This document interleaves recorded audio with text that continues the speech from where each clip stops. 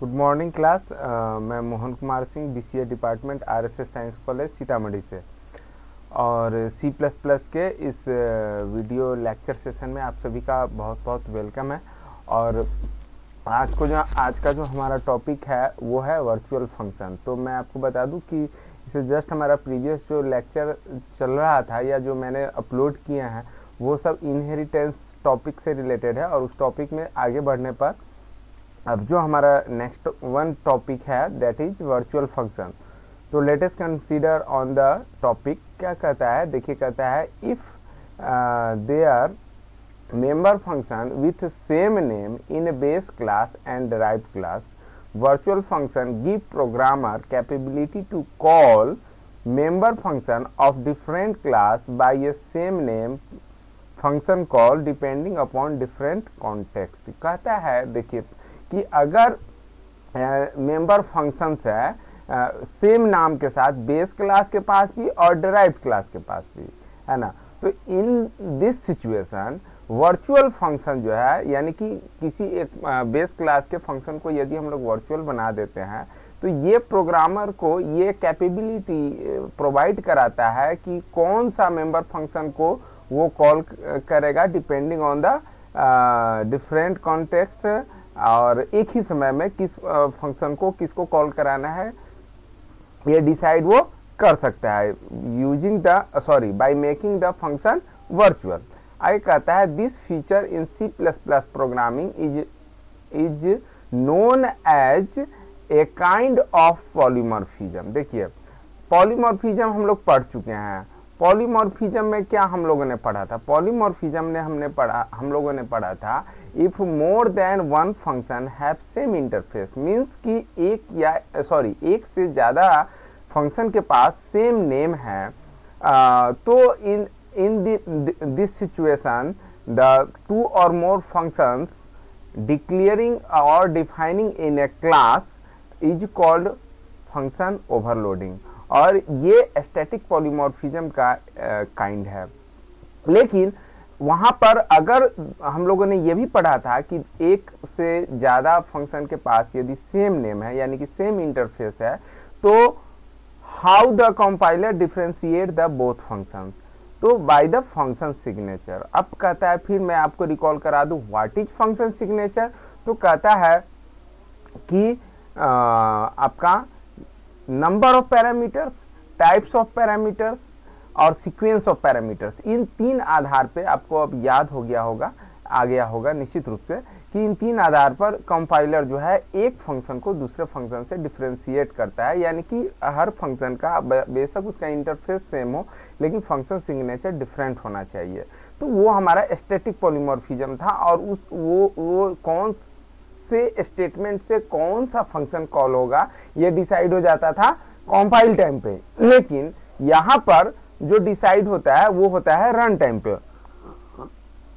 तो यहां पर क्योंकि कहता है this feature in C plus plus programming is known as also a kind of polymorphism that is late binding. इसको लेट बाइंडिंग के रूप में हम लोग जानते हैं, और वो स्टैटिक पॉलीमॉर्फिज्म जो था उसको अर्ली बाइंडिंग के रूप में भी जानते हैं। तो ऑब्जेक्टिव के पॉइंट ऑफ व्यू से ये बहुत इंपॉर्टेंट है कि early binding means static polymorphism, late binding means dynamic polymorphism, है ना। Dynamic polymorphism dynamic polymorphism is case in inheritance, but static polymorphism जो है हमारा वो नॉर्मल तरीके से हम लोग कर सकते हैं based on the function signature. तो चलिए हम लोग इसमें आगे देखते हैं क्या कहता है। लेट बाइंडिंग फिर आगे कहता है virtual keyword is use to make a member function of the base class virtual, यानी बेस क्लास के फंक्शन को वर्चुअल बनाने के लिए हम लोग वर्चुअल कीवर्ड का यूज करते हैं। फिर आगे कहता है in late binding function call is resolve at run time, यानी कि लेट बाइंडिंग में फंक्शन कॉल कौन सा होगा ये रिसोल्व होता है रन टाइम पे। Hence compiler determines the type of object at run time and then binds the function call. फिर आगे कहता है late binding is also called dynamic binding और रन टाइम बाइंडिंग। तो इसको ऑब्जेक्टिव के पॉइंट ऑफ व्यू से आप याद रखेंगे निश्चित रूप से। Dynamic binding, run time binding, late binding सब एक ही कंसेप्ट है, और that is dynamic polymorphism. Okay, तो अब एक नीचे प्रोग्राम है, ये प्रोग्राम वर्चुअल फंक्शन से ही रिलेटेड है, तो इस प्रोग्राम को मैंने कर रखा है। चलिए आ जाते हैं, हम लोग देख लेते हैं। यहाँ पे देखिए, यहाँ पर क्या है कि एक हमारा देखिए ये बेस क्लास है, ठीक है। अब ये बेस क्लास में क्या किया हमने कि शो नाम का फंक्शन है हमारा, ठीक है। और यहाँ पर देखिए एक डिराइव्ड क्लास है हमारा।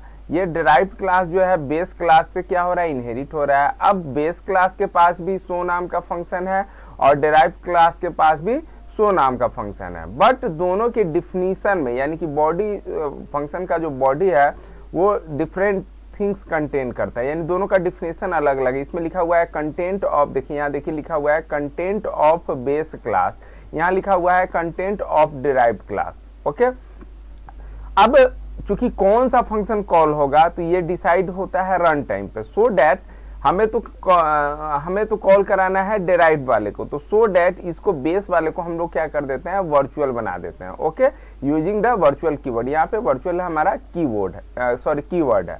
अब देखिए मेन में चले आइए, मेन में क्या हो रहा है, बेस का हम लोग एक पॉइंटर बना लेते हैं, है ना, BPTR बेस क्लास का। डिराइव्ड का एक नॉर्मल ऑब्जेक्ट बनाते हैं। अब डिराइव्ड का रेफरेंस जो है वो हम लोग किसको दे रहे हैं, बेस को दे रहे हैं, है ना, assigning derived reference to base pointer. अब यहाँ पर देखिए जब हम लोग डिराइव्ड का रेफरेंस बेस को हमने दे दिया, तो यहाँ पे देखिए जब BPTR से शो नाम के मेथड को कॉल करेंगे तो कंपाइल टाइम के हिसाब से देखा जाए तो कंपाइलर समझ रहा है कि इस फंक्शन को कॉल किया जा रहा है। ओके, लेकिन रन टाइम पे क्या होता है कि रन टाइम पे ये जो सिलेक्टेड वाला हमारा शो फंक्शन है ये कॉल ना हो करके डिराइव्ड का कॉल होता है, यानी कि फंक्शन कॉल इस स्टेटमेंट से कौन सा वाला शो फंक्शन कॉल होगा ये डिसाइड कब हो रहा है, रन टाइम पे हो रहा है।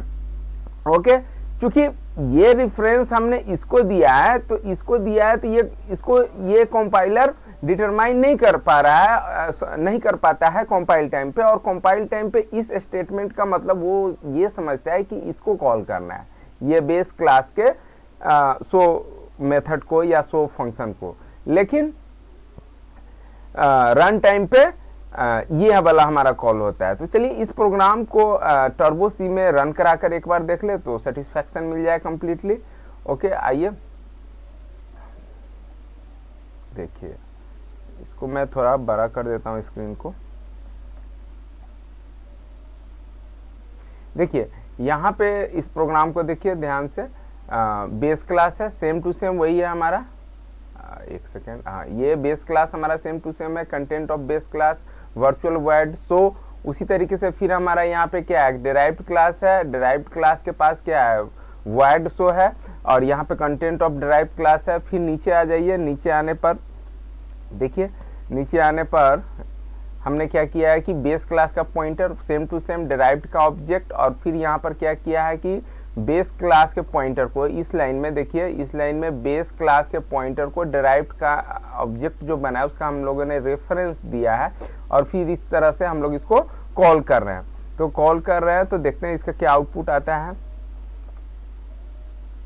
यहाँ पर देखिए आउटपुट हमारा दे रहा है content of derived class. Content of derived class यानी कि निश्चित रूप से ये वाला मेथड हमारा कॉल हुआ। तो ये वाला कॉल हुआ कब, रन टाइम पे डिसाइड हुआ है ना, कि इस स्टेटमेंट से ये वाला कॉल होना है, because this function is virtual function. Okay, यानी कि कंपाइल टाइम पे तो पहले इसने समझा कंपाइलर ने कि इसको कॉल करना है, लेकिन जब रन हुआ और रन होने के समय में कंट्रोल जब यहाँ गया तो देखा कि ये वर्चुअल है, और जब वर्चुअल है तो ये कहाँ चलाया, डिराइव्ड के पास चलाया, और डिराइव्ड के मेथड को इसने कॉल कर दिया। ओके, तो इसको हम लोगों ने रन करा के भी देख लिया। अब चलिए वापस मैं आ जाता हूं। अब आपको ये प्रोग्राम यदि नोट डाउन करना है तो स्क्रीन को होल्ड डाउन करके आप इस प्रोग्राम को नोट कर सकते हैं। है ना। आपने मेरा वीडियो देखा, इसके लिए बहुत बहुत धन्यवाद। चलिए मैं अपना वीडियो यहीं पे एंड करता हूँ। नेक्स्ट जो भी टॉपिक होगा उसके साथ हम पुनः उपस्थित होते रहेंगे।